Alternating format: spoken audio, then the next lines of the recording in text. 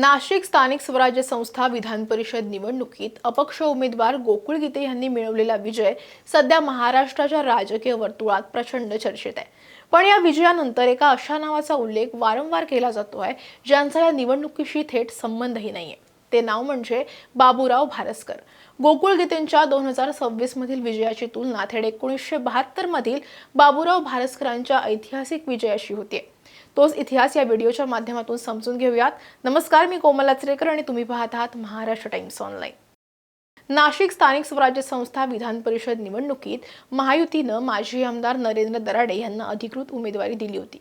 मात्र भाजपचे स्थानिक नेते गोकुळ गीते यांनी पक्षाविरोधात बंडखोरी करत अपक्ष अर्ज दाखल केला। यानंतर महायुतीच्या वरिष्ठ नेत्यांनी मध्यस्थी केली। त्यांच्या मध्यस्थीला यश आलं आणि गोकुळ गीते यांनी निवडणुकीतून माघार घेत असल्याचं जाहीर केलं।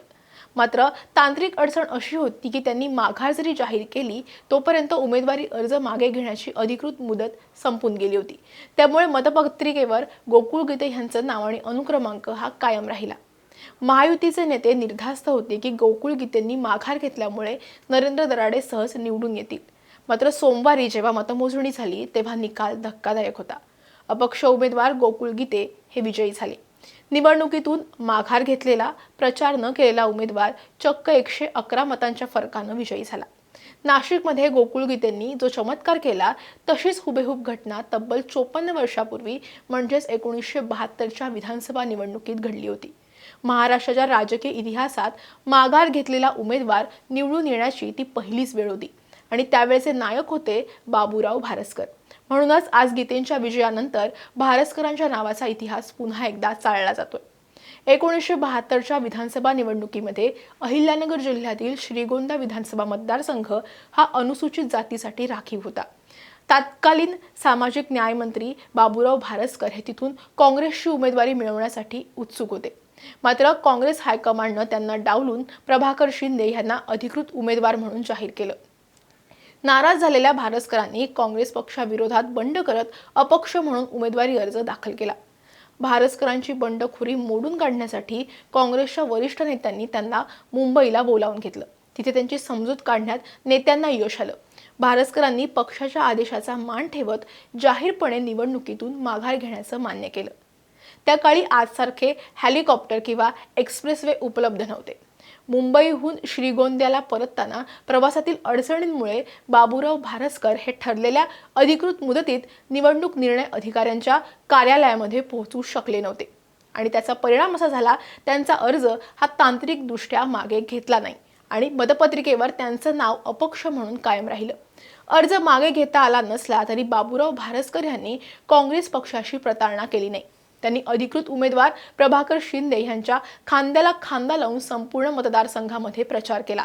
जाहीर सभांमधून त्यांनी लोकांना आवाहन केलं की मी निवडणुकीतून माघार घेतलीये, त्यामुळे मला मतं देऊ नका।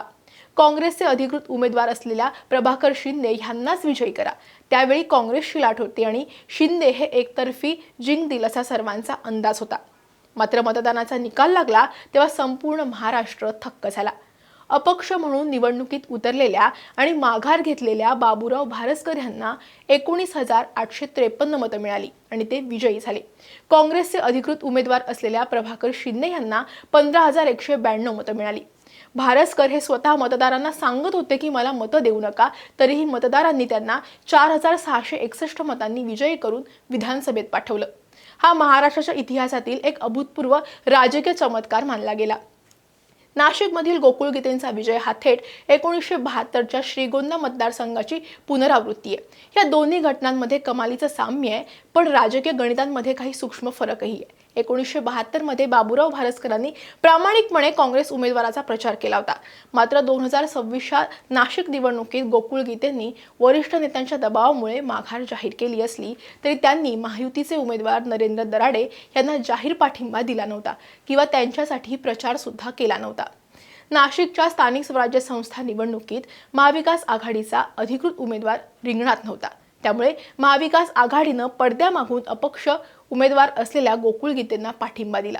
सर्वात महत्त्वाचं म्हणजे महायुतीमधील अंतर्गत नाराजीमुळे भाजप आणि अजित पवार गटाची अनेक मतं फुटली आणि ती थेट गीतेंच्या पारड्यात पडली। थोडक्यात जर आपण ह्या सगळ्याकडे बघायला गेलो तर गोकुळ गीतेंनी नाशिकमध्ये जो विजय मिळवला त्याचा मूळ पॅटर्न हा 54 वर्षापूर्वी बाबूराव भारसकरांनी लिहिला होता। जेव्हा जेव्हा महाराष्ट्रात एखादा उमेदवार मी निवडणुकीत नाही असं सांगूनही प्रचंड मताने निवडून येतो, तेव्हा इतिहासाची पानं उलटून बाबूराव भारसकरांचं नाव समोर येणं हे आता अपरिहार्य आहे। नाशिकच्या या निकालानं सिद्ध केलंय की राजकारणात इतिहास स्वतः पुन्हा अधोरेखित करतो। म्हणूनच आज विजय गोकुळ गीतेंचा झाला असला तरी यात चर्चा मात्र बाबूराव भारसकरांची होती। हा इतिहास तुम्हाला माहित होता का? आम्हाला कमेंटमध्ये नक्की सांगा। हा व्हिडिओ आवडला असेल तर लाईक आणि शेअर करायला विसरू नका। असेच व्हिडिओ पाहण्यासाठी महाराष्ट्र टाइम्सचं यूट्यूब चॅनल सबस्क्राईब करा, आम्हाला इन्स्टा फेसबुकवरती फॉलो करा आणि हा व्हिडिओ तुम्ही शेवटपर्यंत पाहिला त्यासाठी धन्यवाद।